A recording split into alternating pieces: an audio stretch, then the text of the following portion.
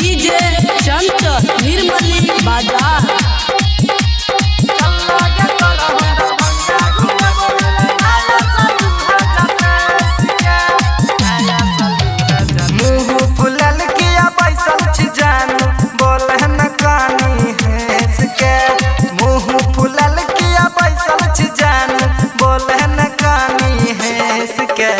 चलना गे तोरा बड़ा भंगा घूमे बोले नया साल 2023 के।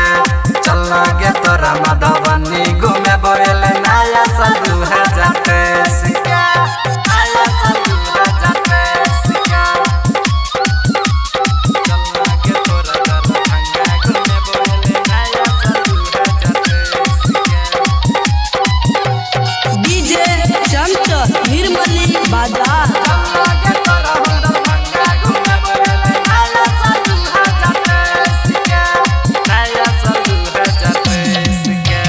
कान में झुमका पैर में पायल ठुमक ठुमक का चली है गे।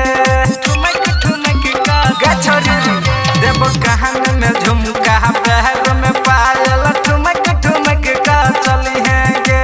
फेसबुक पर रील बना कह खूब शेयर करी है गे।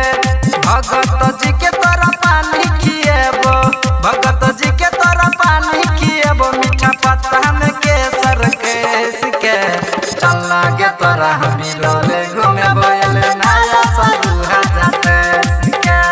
चलना गे तोरा दरभंगा घूमे बोले नया साल 2023 के। नया साल 2023 के। चलना गे तोरा दरभंगा घूमे बोले नया साल 2023 के।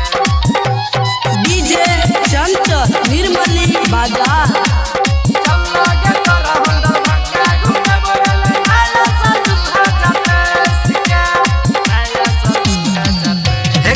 के गुलाब का फूल हम तोरा करबा ऊपर पोज गे। करबा ऊपर पोज लके गुलाब का फूल हम तोरा करबा ऊपर पोज गे। मुर्गा दारू बियर मांगा के धूमधाम से करबै भोज गे। बिट्टू यादव के गाना बजा के बिट्टू यादव के गाना बजा के नचिया कमर में ओढ़नी के। चलना गे तोरा दरभंगा घूमे बोले नया साल 2023 के। चलना गे तोरा मधुबनी घूमे बोले नया साल 2023 के। नया साल 2023 के।